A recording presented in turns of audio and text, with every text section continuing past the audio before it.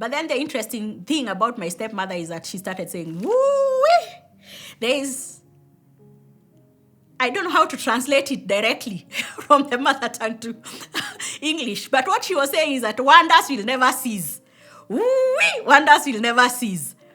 Why? Because when she saw me, she recognized me as a past child of my father.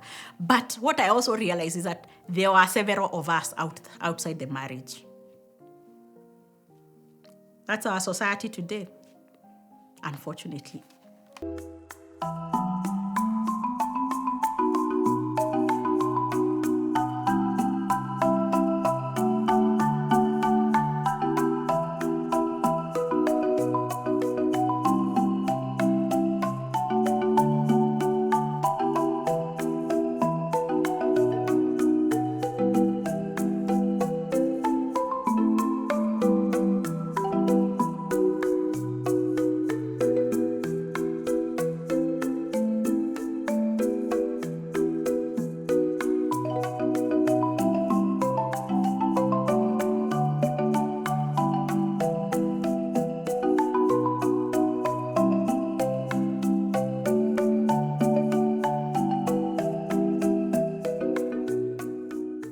The search for a father.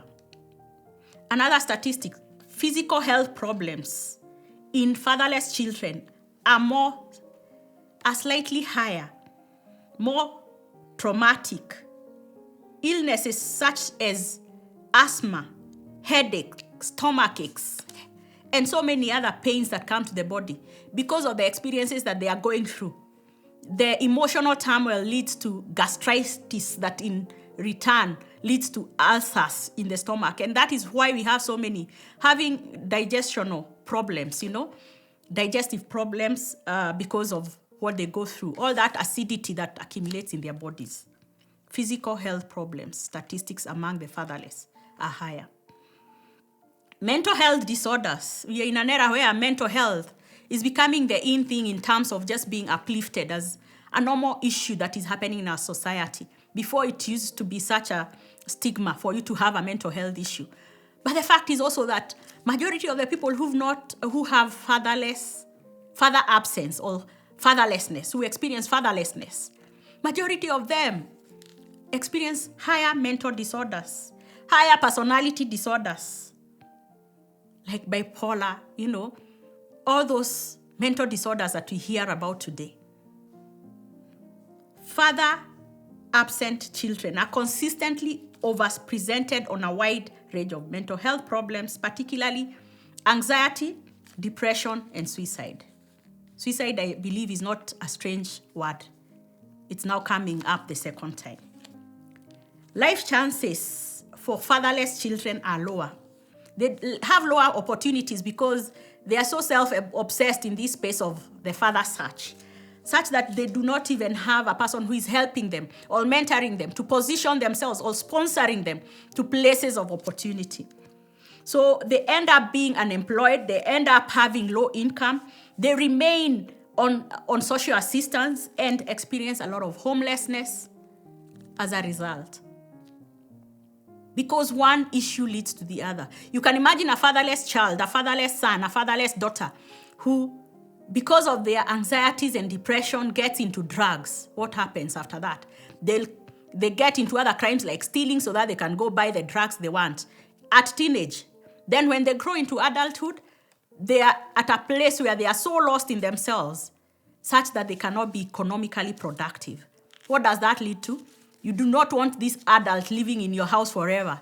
And so they are chased away from most of their foster homes or most of their homes to go provide for themselves as adults. Unfortunately, what happens for most of them is that they become homeless. They become delinquents out there, outcast in society, or fugitives. Future relationships, now that even gets into marriage. Fatherless or father-absent children tend to enter partnerships earlier. They tend to get married earlier and also separate and divorce earlier. They often go to cohabiting unions and not, very well legal or governed unions. And in this cohabiting, They are more likely to have children inside of those cohabiting marriages, and then when they separate, they become children outside marriage. So the cycle continues. The fatherless children bearing fatherless children, and the cycle goes on and on. And then we are asking ourselves, what is the dysfunction? Where is the dysfunction coming from in our families and in our society? Future relationships. Marriages, most of the ones that go through divorce and separation, is because of all this baggage of fatherlessness or daddy issues that we carry into those marriages. Strong are the men and the women who are able to help each other at those times of need to find solution for those voids that are created. At this juncture, let me share that I have a powerful man who supported me through my search. When he heard that I was searching for my biological father, he was at the forefront of actually wanting all the answers that would fill the puzzle. And actually went to Murang'a with him. We used Google Maps to go look for my biological father. He drove me and my son all the way. And we went, and when we entered the home, it was interesting that my stepmother welcomed us. My father, my biological father, welcomed us very well. And when we were there, my father was saying, "Oh, I see, you're very familiar. Have we met somewhere?" And we'd never met since creation.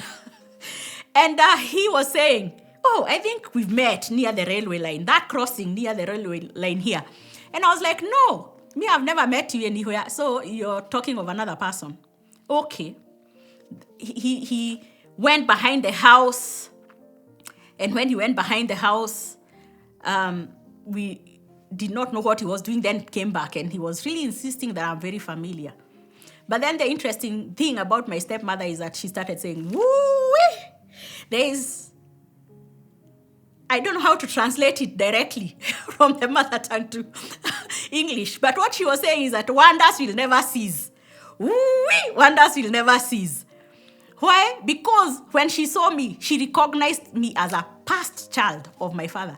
But what I also realized is that there were several of us outside the marriage. That's our society today, unfortunately. And when my father, after many episodes behind the house and coming back, he realized that this is one of my daughters. He went back and cried and came back, and we realized this guy has started being moved. And that is when because we had started a story of sort of where we come from, but trying in a soft way to bring it until it lands home. When it landed for all of us, personally, I had all these pent-up feelings and, conversations within myself on what would I do when I meet my biological father. And had planned that I would unleash all the wrath on him. I would give him a musomo.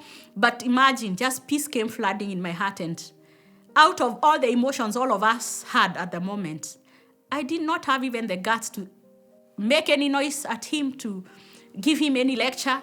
We just decided that it is okay. Whatever happened, happened. And let's move on with life.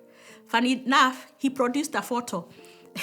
I don't know, these parents of ours are wonderful. He produced a photo showing me my mother when they were young, when they were youths. And we settled, we were cooked for. Everyone came to terms with the moment. But the thing is, my husband was there all along, and he's the one who helped me through those journeys and to the final moment when we were able to meet my biological father. So, again, going back to relationships, how wonderful it is when couples who've come where one or the two of them have experienced fatherlessness, then they make a decision to hold each other in a way that brings wholeness to that marriage, in a way that brings wholeness to that relationship. And purpose within them that their children will never face the same thing, and that they'll bring up children who know the importance of children growing up in a marriage where the mother and the father are present. Mortality. We talked about suicide.